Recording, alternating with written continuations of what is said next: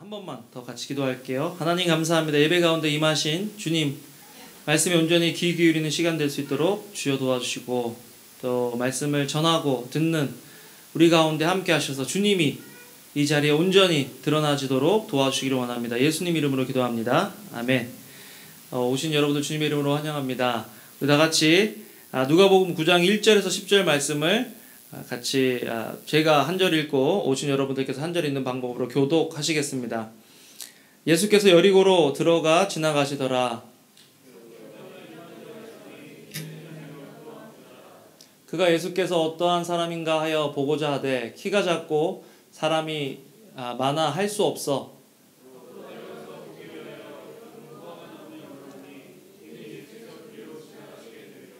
예수께서 그곳에 이르사 쳐다보시고 이르시되 삭개오야 속히 내려오라. 내가 오늘 네 집에 유하여야 하겠다 하시니 뭇사람이 보고 수군거려 이르되 저가 죄인의 집에 유하러 들어갔도다 하더라.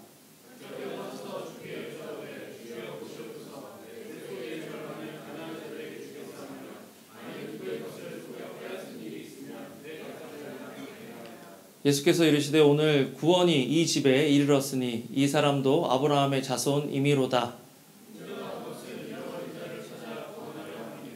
아멘. 잘 지내셨죠? 우리 교회 좋은 점은 항상 앉는 자리에 안 앉고 이렇게 몇 명 빼놓고는 다 이렇게 그때 자리에 앉아서 좋은 것 같습니다. 항상 새로운 느낌이네요. 오늘 삭개오 얘기 다 잘들 아실 텐데요. 삭개오에게 그렇게 찾아가신 예수님이 복음이다 라는 그런 내용으로 설교를 하려고 합니다. 복음은 모든 사람에게 필요하죠. 복음은 어떤 사람에게 필요한 것이 아니라 복음은 모든 사람에게 필요합니다. 왜 복음이 모든 사람에게 필요하냐? 첫 번째, 모든 사람이 죄인이기 때문입니다. 여러분 로마서 3장 23절 보면 같이 한번 읽어볼까요? 시작. 모든 사람이 죄를 범하였음에 하나님의 영광에 이르지 못하더니. 성경은 우리 모든 사람이 죄인이다 라고 이야기합니다. 그런데 이 모든 사람이 죄인인데 하나님께서 원하시는 것은 그 중에 어떤 사람만 구원받는 것이 아니라 이 모든 사람이 구원받기를 원하신다라고 말씀하십니다. 다 같이 디모데전서 2장 4절 읽어보겠습니다. 시작. 하나님은 모든 사람이 구원을 받으며 진리를 아는 데 이르기를 원하시느니라. 하나님께서는 모든 사람이 죄인인데 모든 사람이 죄 때문에 죽는 것이 아니라 어떤 사람만 구원받는 것이 아니라 모든 사람이 구원을 받으며 진리를 아는 데 이르기를 원한다. 그런데 이 구원받는 방법은 단 하나밖에 없다라는 것입니다. 복음만이 유일한 구원의 길, 예수 그리스도의 피 묻은 복음만이 유일한 구원의 길이라는 것이죠. 사도행전 4장 12절 같이 읽어보겠습니다. 시작. 다른 이로서는 구원을 받을 수 없나니 천하 사람 중에 구원을 받을 만한 다른 이름을 우리에게 주신 일이 없음이라 하였더라. 예수님은 이런 하나님의 뜻을 이루기 위해서 모든 사람이 구원받는 그 하나님의 뜻을 이루기 위해서 예수 그리스도라는 그 이름 하나만 주셨다라는 거죠. 그래서 예수님께서 이 땅에 오신 가장 큰 목적은 사람들 삶의 문제를 해결해 주시기 위함이 아니라 예수 그리스도가 이 땅에 오신 목적은 전도하기 위함, 영혼 구원하시기 위함이다라는 것 우리가 알아야 됩니다. 마가복음 1장 38절 같이 읽어보겠습니다. 시작. 이르시되 우리가 다른 가까운 마을로도 가자. 거기서도 전도하리니 내가 이를 위하여 왔노라 하시고. 예수님께서 지금 좀 유명해지셨어요. 따르는 사람들도 많고 기적을 베푸니까 사람들이 막 환호하고 예수님 우리 마을에 좀 더 있어 달라고. 제자들도 예수님 이렇게 사람들 지금 반응이 좋으니까 굳이 뭐 욕먹고 위험한 데 가지 말고 주님 우리 여기 있읍시다 라고 제자들도 얘기했는데 예수님께서 그런 모든 상황 속에서 다른 마을로 가자. 내가 이를 위해서 왔다. 전도하기 위해서 왔다라고 말씀하십니다. 교회를 우리 벨리 생명의 교회 이 벨리 땅에 세운 이유가 딱 한 가지밖에 없어요. 여기에 한인 침례교회가 없다. 벨리 지역에. 그래서 세운 거예요. 다른 이유는 없습니다. 이 말씀처럼 교회가 많은 곳, 사람들이 많은 곳에 교회를 세워서 거기서 사람들이 더 오겠지 그게 아니라 복음이 필요한 곳이라고 믿었기 때문에 여기에 교회를 세운 거죠. 오늘 본문에 보면 예수님께서 삭개오에게 찾아가셔서 어떻게 복음을 증거하셨는가 그 모습을 보면 우리도 어떻게 우리 일상에서 다른 사람들에게 복음을 증거하고 또 여기 말씀처럼 어떻게 주님께서 나의 삶에 이렇게 찾아오셨는지 오늘 말씀을 보면서 같이 생각해보고 묵상해보길 원합니다. 첫 번째, 복음은 하나님의 마음입니다. 따라해볼까요? 복음은 하나님의 마음이다. 복음에는 하나님의 마음이 있어요. 세상을 향한 아버지의 마음이 곧 복음인데 성경에 보면 하나님이 세상을 사랑하시는데 이처럼 사랑하셨다고 했습니다. 이처럼이 뭐냐면 독생자를 주시기까지 사랑하셨다라는 것이죠. 요한복음 3장 16절 같이 읽어보겠습니다. 시작. 세상을 이처럼 사랑하사 독생자를 주셨으니 이는 그를 믿는 자마다 멸망하지 않고 영생을 얻게 하려 하심이라. 하나님이 세상을 이처럼 사랑하셨는데 어떻게 사랑하셨냐? 독생자를 주시기까지. 여러분, 우리 지금 밑에도 아이들이 있고 지금 여기도 아이들이 있는데 부모들이 아이들을 바라보는 눈빛이 얼마나 사랑스러운 눈빛이겠어요. 그런데 그 아이가 나를 좋아하고 나를 사랑해주는 사람을 위해서 주는 것도 말도 안 되는 얘기인데 나를 대적하고 나를 미워하고 나를 싫어하는 사람들 위해서 내 아이를 희생한다라는 거 있을 수 있는 일일까요? 있을 수 없는 일이죠. 그런데 하나님께서 우리를 구원하시기 위해서 우리가 하나님을 찾은 것도 아니고 하나님이 우리를 찾으실 만한 가치 있는 일을 한 것도 아닌 자격 없는 저와 여러분들을 위해서 독생하신 아들 예수 그리스도를 이 땅에 보내주시는 것만큼 우리를 사랑하셨다라는 그 말씀을 우리는 기억해야 될 것입니다. 복음은 이렇듯 하나님께서 이처럼 세상을 사랑하셨을 때 그 사랑의 대상은 한정되어 있거나 구별되어 있던 사람들이 아니라 세상 모든 사람들이라는 것을 우리가 알아야 돼요. 그래서 하나님의 의는 차별이 없다라고 이야기합니다. 로마서 3장 22절 같이 읽어볼까요? 시작. 곧 예수 그리스도를 믿음으로 말미암아 모든 믿는 자에게 미치는 하나님의 의인이 차별이 없느니라. 여러분, 애들을 키우다 보면 가장 큰 문제가 뭔지 아세요? 공평한 문제예요. 공평한 문제.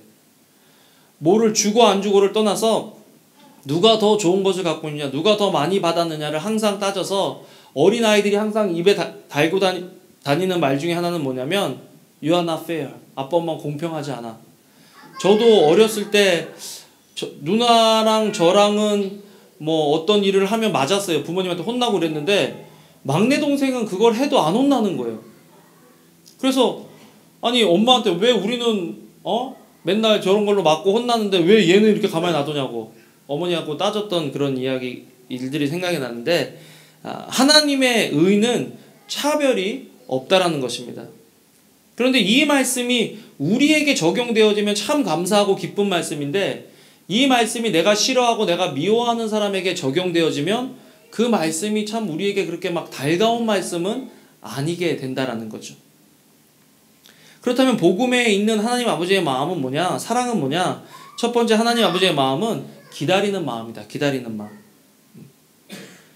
여러분, 오늘 그 본문에 나오는 삭개오라는 사람은 죄책감과 열등감에 사로잡혀 있는 사람이었어요. 이 사람의 삶은 남들이 보기에는, 지금 보기에는 어떨지 몰라도 자라면서 작은 키와 또 자기 이름에 합당한 그런 삶을 살지 못했기 때문에 오는 그런 부끄러움과 정죄의식 속에 살았다라는 것입니다. 삭개오라는 이름의 뜻이 뭔 줄 아세요?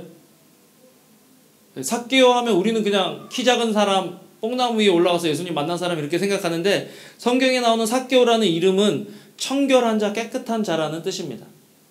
야, 그러니까 삭개오야 삭개오야 부를 때마다 남 등쳐먹고 세금 걷어야 되는 것들을 정확하게 걷지 않고 더 많이 징수해서 부자가 된 그 자기 자신을 보면서 사람들은 청결한 사람이라고 부르는데 그의 삶은 온갖 탐욕과 거짓과 도둑질로 가득 차 있는 그런 삶을 살았으니까 열등의식과 죄책감이 그의 삶 속에 있었다라는 것입니다.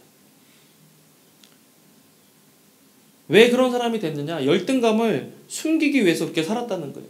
여러분, 열등감이 있는 사람의 삶에 나타나는 특징 중에 하나는 끊임없이 일한다는 것입니다.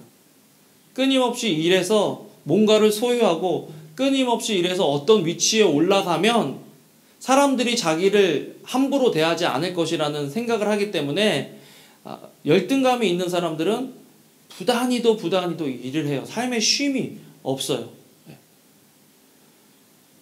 근데 이 열등감이라는 게 참 이상한 게 남들은 별로 신경을 안 쓰는데 자기가 신경 쓸 때가 참 많아요. 예를 들어서 강 목사님은 설교 하실 때도 말했는데 자기 열등감은 코래요. 코. 분명히 제가 보기엔 저보다 더 코가 크고 더 솟아있거든요. 제 코보다. 근데 목사님 항상 그 납작한 코가 자기의 열등감이래요. 그래서 그것 때문에 사람 앞에 나서기가 힘들고 그것 때문에 뭔가를 하려고 그럴 때 위축되고 주눅들 때가 참 많았다라고 그런 얘기를 하시는 거예요. 여기에 앉아서 예배드리는 저와 여러분들도 우리가 어렸을 때 받았던 상처나 열등감이 지금 내가 하고 있는 말, 지금 내가 하고 있는 행동에 결정적인 영향을 미치는 것들이 반드시 있을 거예요. 그게 뭘까요? 저 같은 경우에는 누나가 항상 아버지가 누나를 더 좋아했어요. 뭐 너무 obvious하죠. 엄마가 저를 더 좋아했는데 엄마가 더 저를 좋아하는 거를 저는 바라보는 게 아니라 아버지가 왜 누나를 더 좋아하느냐를 항상 더 생각했기 때문에 저한테는 인정받고 싶은 욕구가 굉장히 많아요. 누가 인정해 준다 그러면 굉장히 좋아요. 이거를 잘 활용하면 제가 설교하고 앞에 서는 거 좋아하는 걸로 될 수 있지만 나쁜 것, 상태가 안 좋을 때는 사람들이 인정해 주지 않는 것 같고 내가 한 어떤 설교나 행사나 이런 데에 결과가 좋지 않을 것 같으면 내 존재 자체로 만족하지 않고 내 보여지는 결과로 내 자신을 판단하기 때문에 내 자존감이 떨어진다는 거예요. 여러분들한테 있어서 사람들 앞에 서지 못하고 하나님 앞에 떳떳하게 나가지 못하게 만드는 어떤 그런 열등감은 어떤 게 있을까요? 상처는 어떤 게 있을까요? 죄책감은 어떤 게 있을까요? 이 사람은 내가 돈을 많이 벌면 사람들이 나를 무시하지 못할 거야. 사람들이 나를 존경해 줄 거야 라고 생각해서 악착같이 돈을 버는 거예요. 그런데 앞에서는 고분고분한 것 같은데 뒤에서는 자기를 욕하는 소리들이 들려오는 거죠. 주변에 친구도 없고 사람도 없고 외롭고 힘든데 변하고 싶은데 어떻게 변해야 될지 모르는 거죠. 율법사들이나 바리새인들이나 종교 지도자들을 찾아가면 그 사람들이 벌써 그 딱 첫눈에 자기를 환영하지 않는 모습이 보이는 거예요. 저 사람들한테 가봤자 좋은 소리 못 듣는 거예요. 그러니까 그 사람을 통해서 변화되는 것도 원하지 않고 어떻게 할 수 없는 스탁됐다 그러죠. 그냥 이렇게 이러지도 못하고 저러지도 못하는 그런 상황에 놓이게 된 것입니다. 여러분 어떠세요? 여러분 지금 하고 있는 일이 여러분들을 행복하게 해줍니까?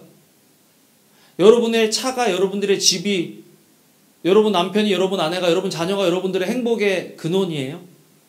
여러분 만족의 근원입니까?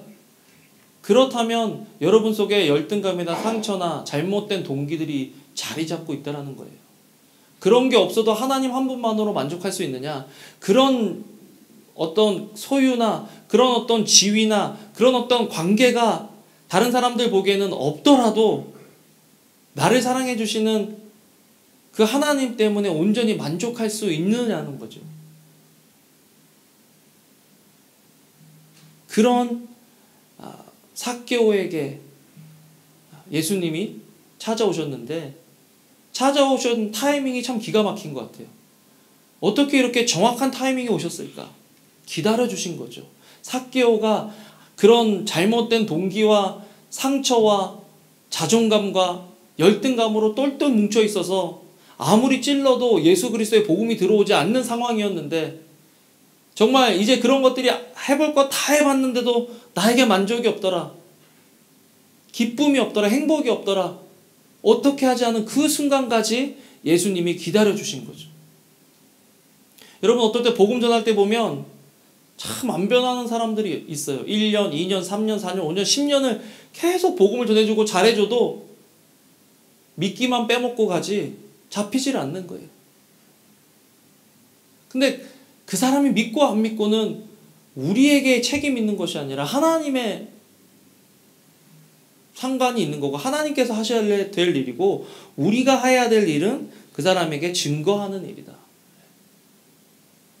그런데 딱 그 절대절명의 그 시기에 그 정말 정확한 타이밍에 예수님이 기다리시다가 그를 찾아가 주신 거죠. 그래서 하나님의 마음은 찾는 마음이에요. 하나님의 마음은 기다리는 마음이지만 또 하나님의 마음은 찾는 마음이다.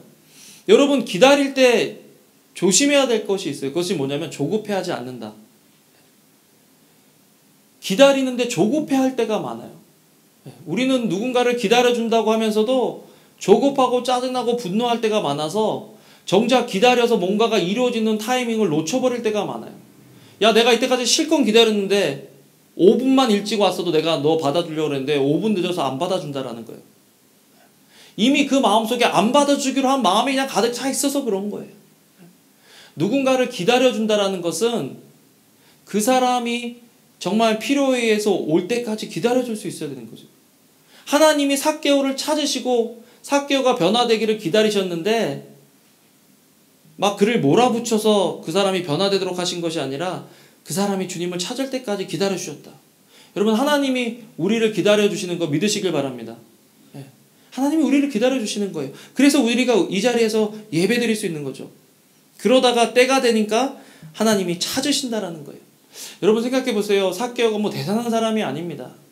하나님 보시기에 얘는 민족의 수치고 어떻게 보면 실패작이라고 할 수도 있을 것 같아요. 그런데 예수님께서 지금 누가복음 19장 이 장면은 십자가 지시기 바로 전에 예루살렘에 가실 때 여리고를 거쳐서 가셔야 되는데 여리고를 지나가시는 길이거든요. 그러니까 예수님 마음이 지금 얼마나 심란하시겠어요. 솔직히 아버지여 이 잔을 내게서 옮기시옵소서. 그러나 내 원대로 하지 마시옵고 아버지 원대로 하시옵소서 할 정도로 예수님이 지금 십자가 지는 것 때문에 굉장히 마음이 아프셨는데 힘드셨는데 좋은 사람 만나고 상태가 괜찮은 사람 만나가지고 위로받고 하면 기분이 좋잖아요. 굳이 이런 죄인을 찾으실 필요가 있습니까? 그런데 찾아가시더라는 거죠. 누가복음 19장 5절 같이 읽어보겠습니다. 시작. 예수께서 그곳에 이르사 쳐다보시고 이르시되 삭개오야 속히 내려오라 내가 오늘 내 집에 유하여야 하겠다 하시니. 여러분 삭개오는 민족의 배신자였어요. 당시에 로마가 이스라엘을 점령하고 있었기 때문에 이스라엘 백성은 로마 정부에 세금을 내야 되는 거예요. 얼마나 열이 받는 그런 세금입니까? 그런데 그 세금을 거둘 때 로마 사람이 걷는 게 아니라 이스라엘 사람을 뽑아서 세금을 걷도록 하는데 이 사람들이 로마에서 정한 만큼만 하면 되는데 그것보다 더 정해가지고 불이한 소득을 취하니까 이건 완전히 매국노고 로마의 앞잡이인 거죠. 일본 앞잡이를 우리가 미워하는 것처럼 너무 미워하는 거예요.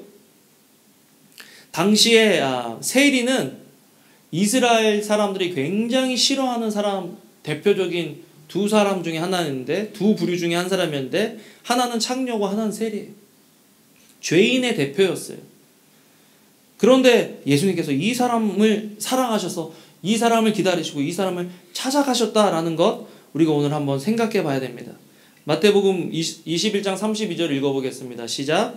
요한이 의의 도로 너희에게 왔거늘 너희는 그를 믿지 아니하였으되 세리와 창녀는 믿었으며 너희는 이것을 보고도 끝내 뉘우쳐 믿지 아니하였도다. 딴 사람은 다 구원해 줘도 저 인간은 구원받으면 안 되는데 하는 그런 사람 있지 않아요?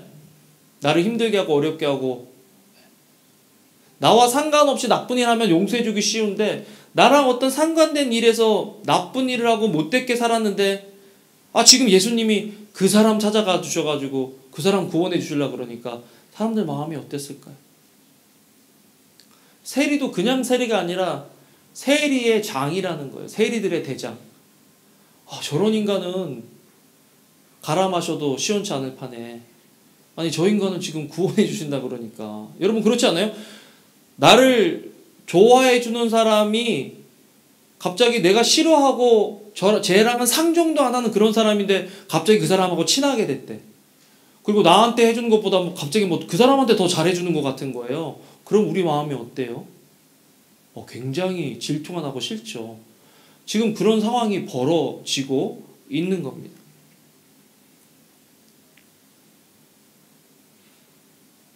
여러분, 설교를 들으면서 여러분 주변에 삭개오 같은 사람이 누군가 생각해보고 찾기 전에 내가 그 삭개오다라고 생각하면 좋겠어요. 야, 나는 어떻게 삭개오 같은 사람을 기다려주고 그 사람을 찾아서 복음 전할까 하기 전에 삭개오 같은 나를 하나님이 찾아오시고 예수 그리스도를 통해서 나를 구원해 주셨구나라는 그 사실을 깨달았으면 그게 복음인 거죠. 자꾸 우리 교회가 우리가 이 의식이 없어지는 거예요. 우리는 선하고 우리는 문제 없는 것처럼, 그래서 다른 사람들은 문제가 있어서 그 사람을 구원해야 될 것처럼 이런 자세를 취하고 선교하고 전도하니까 세상에 누가 야 네가 삭개오야 그렇잖아요. 우리 마음속에 있는 열등의식, 우리 마음속에 있는 상처, 우리 마음속에 있는 죄책감을 먼저 하나님 앞에 가지고 나가야죠. 그래야 그게 복음이 되고 그래야 복음의 증인이 될 수 있다는 거죠. 야, 예수님이 삭개오 같은 사람도 구원해 주셨대 라고 얘기하는 게 아니라 야, 예수님이 삭개오 같은 나도 구원해 주셨다가 복음의 증인이 되는 거죠. 그게 파워풀한 복음이 되는 거예요. 두 번째로 복음은 하나님의 사랑이죠. 사랑의 마음입니다. 복음에는 하나님의 사랑이 있어요. 복음의 내용은 그냥 사랑 그 자체인 거예요. 그런데 어떻게 이 사랑을 나타내셨느냐? 첫 번째, 품어주심으로 사랑을 나타내셨다라는 것입니다. 읽어볼까요? 사랑할 때 품어준다. 예. 여러분 어떠세요? 여러분 요즘 누구를 사랑하고 계십니까? 어때요? 그 사람을 품어주고 계십니까? 잘? 사랑하면 품어주거든요. 나는 그 사람을 잘 품어주고 있느냐? 예수님은 삭개오를 품으셨잖아요. 예수님이 삭개오를 품어주시고 내가 오늘 니네 집에서 좀 잘게, 먹고 갈게 이렇게 말씀하니까 사람들이 지금 충격을 받았어요. 누가복음 19장 7절 같이 읽어보겠습니다. 시작. 무사람이 보고 수군거려 이르되 저가 죄인의 집에 유하러 들어갔도다 하더라. 사람들이 수근수근거리는 거예요. 여러분, 누군가를 품는다는 것은 이런 비판과 비난을 감수할 수 있어야 한다는 것입니다. 예수님께서는 사랑하기 위해서, 사랑을 보이기 위해서 이때까지 제대로 된 사랑을 받아보지 못한 그 삭개오에게 야, 이게 너를 향한 사랑이다. 야, 이게 너를 향한 하나님 나의 사랑이다라는 것들을 삭개오에게 보여주시기 위해서 비난과 비판을 감수하시고 그의 집에 들어가신다는 것입니다. 여러분, 그냥 내가 사랑할게 한다고 해서 쉽게 품어지는 게 아니에요. 괜찮아 보여도 사람들은요 다 가시돋친 어떤 부분들이 있어요. 그래서 거기를 건드리면 쏴요. 찔려서 다쳐요. 그래서 좋은 마음으로 품다가 상처받고 이럴 바에는 사랑을 안 하겠다는 사람들이 많아요. 여러분, 사랑하면 뭐 쉽게 다 품어질 줄 압니까? 그렇지 않습니다. 때론 눈물 흘리고 때론 이를 꽉 깨물고 I love you 해야 돼요. 자, 옆에 분 보시면서 사랑합니다 이렇게 해볼까요? 재준 형제는 지금 지연자매가 없어서 내려가서 사랑한다고 하고 와야 되겠네. 여러분, 사랑이라는 거 우리가 그냥 신화적으로 그냥 추상적으로 사랑하면 모든 게 다 덮어질 것 같지만 누군가를 사랑하기 위해서 예수님은 자기 자신을 내주셨고요. 누군가를 사랑하기 위해서 예수님은 지금 자기 앞에 가장 큰 문제 앞에서 그 문제를 내려놓고 이 사람에게 찾아와 주셨다는 것입니다. 사람들이 비난하고 비판할 것들을 아시면서도 우리는 누구를 품고 있느냐? 누가복음 19장 10절에 사람들이 계속해서 왜 예수님이 삭개오 같은 사람 찾아가셨지? 라고 의문을 품는 사람에게 누가복음 19장 10절을 그냥 아예 확 도장을 찍어버리시는데 읽어보겠습니다. 시작. 인자가 온 것은 잃어버린 자를 찾아 구원하려 함이니라. 이거를 잃어버린 자가 아니라 잃어버린 나라고 한번 하고 읽어볼게요. 시작. 인자가 온 것은 잃어버린 나를 찾아 구원하려 함이라. 잃어버린 나. 잃어버린 여러분. 여러분 잃어버린 바 되었던 사람들인 거예요. 말짱하게 앉아있지만 사실은 우리 속에 열등감과 죄책감과 자책감이 있는 상처가 있는 그런 사람들인데 우리를 기다려주시고 찾아주시고 품어주셨다라는 거죠. 예수님이. 그게 복음입니다. 그런데 품어주실 때 어떻게 품어주셨느냐? 조건을 내걸지 않으셨어요. 너 깨끗하게 씻고 오면, 너 네가 지은 죄 회개하면, 너 사람들 앞에서 공개적으로 간증하고 저는 죄인입니다 라고 얘기하면 너희 집에서 유하할게 라고 얘기하시는 것이 아니라 삭개오야 내려와라. 내가 오늘 너희 집에 유하여야 하겠다. 여러분 이스라엘 당시에 누구 집에 들어간다는 것은 그 사람의 친구가 되고 가족이 된다는 의미인데 아니 그 욕먹던 삭개오의 집에 자기가 예수님 우리 집에 와주세요 라고 말할 수도 없는 그런 사람 집에 오히려 예수님이 먼저 내가 너희 집에 유하겠다라고 말씀하시는 그 품으시는 사랑이 얼마나 큰 사랑입니까? 저 같았으면요, 야 삭개오야 이리로 내려와봐. 너 이 이스라엘 백성으로서 하나님을 믿는 백성으로서 너 왜 이렇게까지밖에 못 살았어? 집에 가서 혼 좀 나자. 심판 좀 받자. 이렇게 했을 것 같아요. 야 삭개오 일로 와봐. 너 이름값대로 못 살았어. 네 이름이 정결하고 깨끗한 자인데 너 인마 이름값도 못하고 이렇게 살았는데 가서 좀 혼 좀 나야 되겠다. 이렇게 말씀하신 것이 아니라 삭개오야. 그냥 주님의 음성을 한번 생각해 봤어요. 근엄한 목소리로 하셨을까? 야 삭개오 내려와. 이렇게 얘기하셨을까? 아니면 야 빨리 안 내려와? 이렇게 하셨을까? 아니면 어떻게 표현을 못해. 야 삭개오야 내려와라. 내가 니네 집에서 오늘 좀 먹고 자고 할게. 아주 사랑스러운 목소리로 말씀하셨을 것 같아요. 품으려면 이렇게 품어야 돼요. 사랑하려면 이렇게 사랑해야 돼요. 뭔가를 옳고 그름을 따지는 건 율법이지 복음이 아니에요. 그러니까 예수님이 지금 삭개오에게 가셔서 품어주시잖아요. 그럴 때 어떤 일이 일어났냐? 삭개오의 삶의 치유가 변화가 일어나더라는 겁니다. 사랑할 때 변화되고 사랑할 때 치유되는 거예요. 삭개오가 어떤 변화가 일어났죠? 즐거움이 생겼어요. 누가복음 19장 6절 같이 한번 읽어보겠습니다. 시작. 급히 내려와 즐거워하며 영접하거늘. 그 사람의 삶에 즐거움이 있고 기쁨이 있었다면 예수님 안 찾았습니다. 외롭고 힘들고 어려우니까 지금 삭개오가 예수님을 찾는 거예요. 그런데 예수님을 찾고 예수님을 만나면서부터 그의 삶 속에 일어난 변화는 기쁨이 그 삶 속에 찾아오더라는 거죠. 받아들여질 때 기쁩니다. 누군가가 우리를 전적으로 받아준다라는 것들을 우리가 알 때 그 안에서 평안함과 행복함과 만족과 기쁨을 누리게 되는 거예요. 우리 가정이 그런 곳이 돼야 돼요. 남편이 그런 남편이 돼야 되고 아내가 그런 아내가 돼야 된다는 거죠. 우리 교회가 그런 장소가 돼야 돼요. 있는 모습 그대로 받아들여지는 것. 옆에 분 보시면서 있는 모습 그대로 사랑합니다. 이렇게 얘기할까요?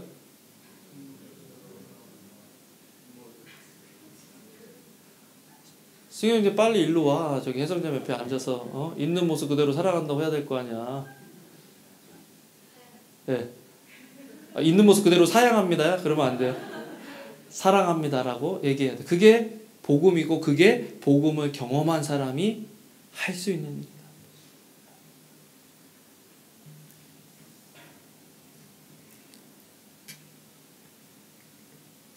그러니까 삭개오가 막 즐거워지는 거죠. 예수님이 자기를 받아주시니까. 예수님이 자기를 친구로 인정해 주시니까.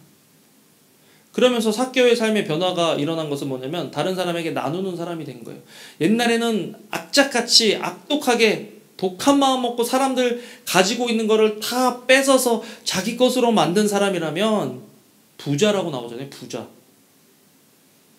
이제는 하나님께서 그를 사랑하신다는 것을 그가 확신하니까 자기가 가지고 있는 것을 나누기 시작하는 거예요. 여러분, 이전에는 나누면 죽을 것 같았어요. 나누면 사람들이 무시할 것 같았어요. 그러니까 악착같이 쥐고 있었던 거예요. 이게 있어야 사람들이 나를 함부로 하지 못할 것 같고, 이게 있어야 내 자존감이 높아지는 것 같고, 이 위치에 있어야, 이거를 소유해야, 이 집을 사야, 이 차를 사야, 이 직장에 다녀야, 이 정도 월급을 받아야 사람들이 나를 인정해주고, 사람들이 나를 두려워하고, 사람들이 나를 함부로 하지 못할 것이라고 착각하면서 살았는데, 이제 하나님이 나를 사랑하신다고, 하나님이 나를 존중하신다고, 하나님이 나를 이해하신다고 그 사실을 알게 되면서부터는 나누기 시작하는 거예요. 여러분, 예수 그리스도를 진정으로 만난 사람의 삶은 풍성한 삶이 되고 나누는 삶이 되더라는 거죠. 그러면서 마지막으로 잘못한 것을 회개한다. 회개한다는 것은 그냥 마음적으로 잘못했어요 주님 이게 아니라 내 삶의 잘못된 삶의 패턴들을 바꾸어 나간다는 것입니다. 회개라는 것은 가던 길에서 180도 돌려서 반대 방향으로 간다는 뜻이 있어요. 그래서 우리가 우리 죄를 회개한다라고 할 때 미안해 하고 다음에 또 그 일을 아무렇지도 않게 하는 것이 아니라 그 일을 안 하려고 노력하면서 살아가는 것. 그래도 여러분 어때요? 안 한다 그래도 해요, 안 해요? 하죠. 그럴 땐 또 용서해주고 또 다른 기회를 주는 거예요. 그게 사랑인 거예요. 그래서 삭개오가 어떤 변화가 일어났느냐? 누가복음 19장 8절 같이 읽어보겠습니다. 시작. 삭개오가 서서 주께 여짜오되 주여 보시옵소서 내 소유의 절반을 가난한 자들에게 주겠사오며 만일 누구의 것을 속여 빼앗은 일이 있으면 내 갑절이나 갚겠습니다. 지금 놀라운 변화가 일어나는 거예요. 자발적으로 내 소유의 절반을 팔아서 그 소유가 어떤 소유예요? 남들이 자기를 무시하지 못하도록 만들어 놓은 성이라는 거예요. 다른 사람들이 내 약점을 보지 못하도록 나를 감추고 포장할 수 있었던 그 포장막을, 보호막을, 잘못된 보호막을 지금 걷어내는 거예요. 가난한 사람들에게 주님 나눠주겠습니다. 왜? 주님이 나를 보호하시고 주님이 나를 사랑하신다는 걸 내가 알기 때문에 깨달은 거예요. 예수님이 야 너 소유 절반 팔아서 가난한 사람 나눠줘 이렇게 말씀하신 거 아니에요. 예수님은 다 알고 계신데 더한 것도 알고 계신데 그냥 그 집에서 사랑의 눈으로 바라보시고 같이 식사해 주시는 거죠. 여러분 오늘도 갑자기 여러분이 이 말씀에 필 받아갖고 남편 사랑의 눈으로 밥을 해줬는데 인간이 알아채지도 못하고 밥만 처먹고 설거지도 안 하고 들어간다고 야 내가 이렇게 해줬는데 이게 아니고 될 때까지 기다려주는 거예요. 예수님 기다리셨잖아요. 아내가 내가 말은 안 해서 그렇지 변 목사님은 집에 가서 빨래도 안 하고 설거지도 안 한다는데 이게 내가 맨날 빨래 해주고 설거지 해줬는데 고맙단 말도 안 하고 더 하라고 그러고 왜 깨끗하게 안 했냐고 그러고 저게 내가 확 그냥 처음부터 잘했어야 기선을 제압했어야 되는데 이게 아니라는 거예요. 내가 해줄 수 있는 사랑을 베푸는 것. 그리고 그 사랑의 양이 차면 지금 말을 안 해도 삭개오 같은 반응이 나올 수밖에 없는 거예요. 예수님이 지금 그렇게 해주시잖아요. 그리고서는 하는 말 가난한 자들에게 절반을 주고 나머지 재산은 만일 누구의 것을 속여서 빼앗은 일이 있으면 있다라는 거죠. 내가 4배나 갚겠습니다. 사실 율법은 남의 것을 도적질했을 때 걸리면 몇 배를 갚냐면 2배를 갚습니다. 그런데 삭개오가 예수 그리스도의 사랑을 받으니까 율법의 요구를 넘어서 이전에는 죽지 않으려고 욕먹지 않으려고 그냥 겨우 이 현상 유지하려고 그 율법의 요구, 남편의 요구, 아내의 요구 설거지하면 싸움이 안 일어나겠지. 방 청소하면 귀찮게 안 써도 되겠지. 뭐 밥 해주면 큰 소리 안 나겠지. 그래서 해주던 거를 이제는 더 하게 된다는 거예요. 더 하게. 그게 사랑이에요. 사랑.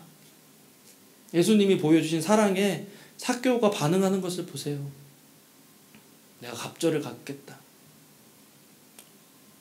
그랬더니 예수님이 야, 이 집에 오늘 구원이 임했다. 여러분 가정은 어떤 가정입니까? 여러분 만나는 사람들은 이 예수 그리스도의 사랑을 경험하는 그런 사람들이 여러분 주변에 있습니까? 예수 그리스도의 몸된 교회라는 우리 벨리 생명의 교회는 예수 그리스도의 이 사랑을 우리 주변에 있는 삭개오와 같은 사람들에게 나누고 있는 사람들입니까? 한번 물어보고 싶어요. 여러분 요즘 나인원원 기도할 때 예찬이 이제 18세가 되면은 내년부터는 다른 곳에 나가 살아야 되는데 제가 계속 얘기했습니다. 대한민국 노숙자의 80%는 고아원 시설 출신이라고 얘기했는데 우리가 그 애를 만났는데 지능은 일반 사람의 80%밖에 안 되는데 우리가 그 사람 한국에서 사람답게 살 수 있도록 도와주는 일 우리가 할 수 있을까요?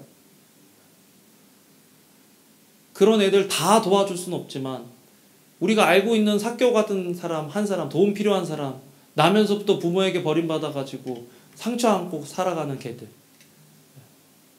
우리가 도와줄 수 있을까요? 나는 설교 준비하고 요즘 걔들 가고 나서부터 계속 걔들 얼굴이 생각나요. 우리 삼열이 대열이는 밥 먹을 때마다 그 같이 온 애들 3명을 위해서 자기들이 따로 더 기도해요.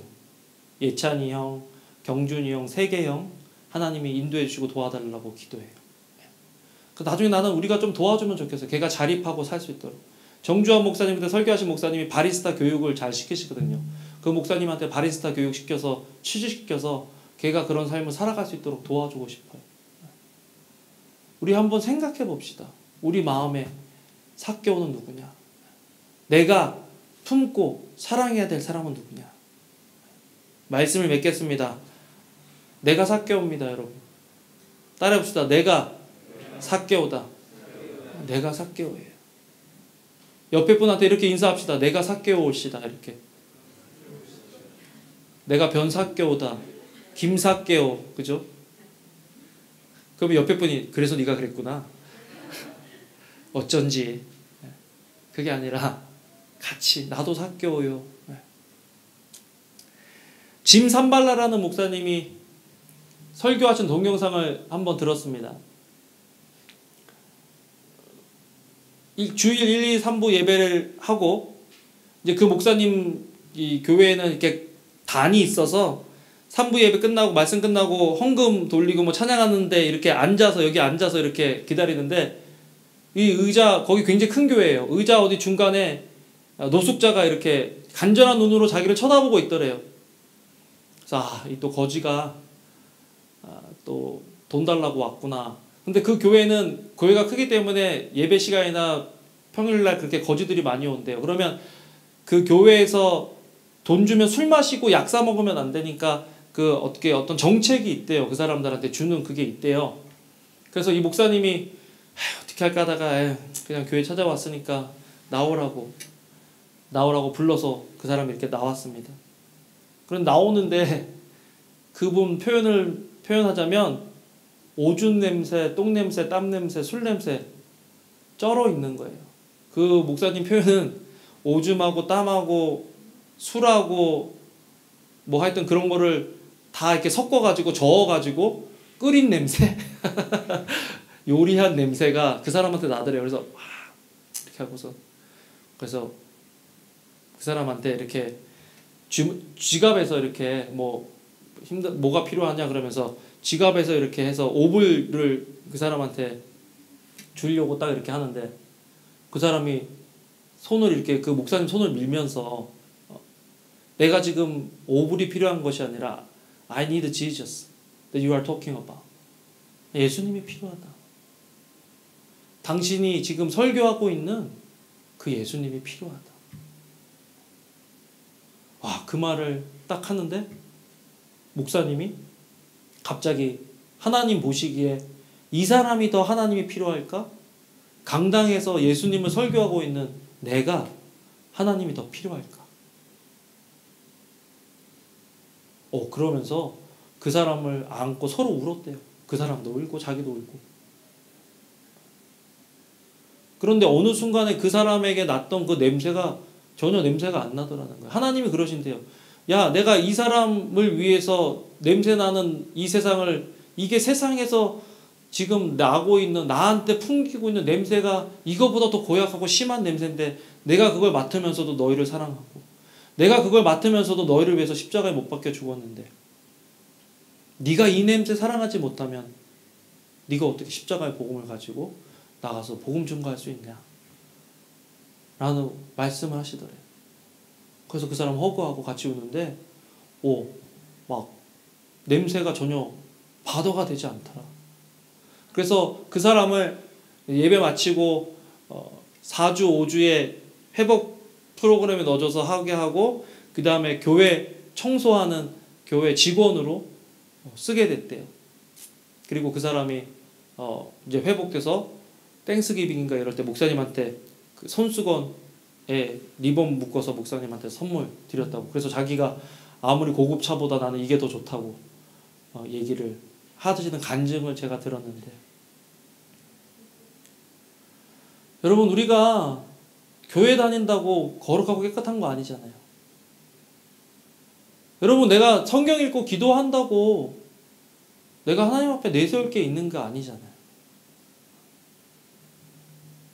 우리가 그런 사람들을 돌보지 않으면, 저는 사실 성경 읽으면서 다음 주에는 우리 다른 1부는 유스 예배로 드릴 거예요. 어린이 주일이기 때문에. 2부는 어린이 예배로 드릴 거예요. 어린이 예배이기 때문에 다 같이 드릴 거예요.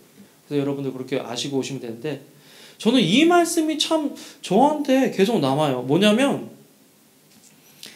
그 삭개오가 예수님을 보러 갔을 때 키가 작고 사람이 많아 할 수 없어 앞으로 달려가서 보기 위하여 돌 무화과 나무에 올라갔다.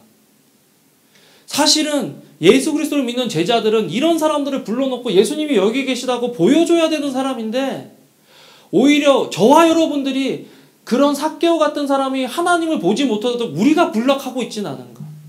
우리의 도덕 기준이 너무 높고 우리의 말과 우리의 행실이 예수 그리스도를 보는 그 일을 못하도록 우리가 막고 있지는 않느냐. 그 사람이 나를 통해서 예수님을 봐야 되는데, 나를 통해서 우리를 통해서 예수님을 만나야 되는데 오히려 우리가 예수님 보는 거를 막고 있지는 않냐는 거예요.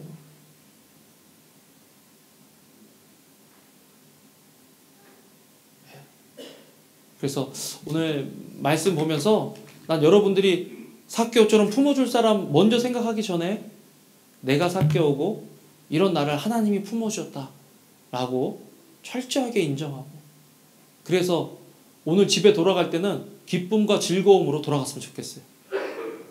아멘? 좀 씩 웃어보세요. 용서받았을 때 막 기분 좋은 사람 만났을 때 웃는 그 얼굴. 자, 이렇게 웃다가 차에 타면 또 어떻게 변해요? 이 얼굴 그대로 가야죠. 딱 차에 탔는데 딱 이렇게 해가지고 또 이제 전투 준비로 들어가면 안 돼요. 웃어야 돼요. 웃어.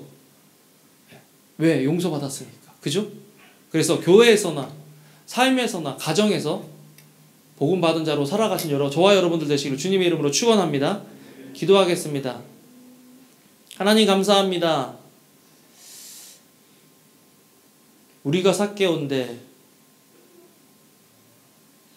우리는 오히려 예수님 따른다고 삭개오 같은 사람 주님 만나지 못하도록 막고 있지는 않은지, 그 사람들 정죄하고 선 긋고 살아가고 있지는 않은지 오늘 말씀 통해서 우리 회개하게 하시고, 삭개오와 같은 우리 구원하셔서 예배하시게 하신 것처럼 우리 주변에 있는 상처받고 힘들고 어려운 사람들 찾아가 그들을 돕고 회복하는 데 도움이 될 수 있는, 우리의 삶을 드릴 수 있는 그런 저희들 될 수 있도록 주여 아버지 은혜를 더하여 주시옵소서. 감사합니다. 예수님 이름으로 기도합니다. 아멘.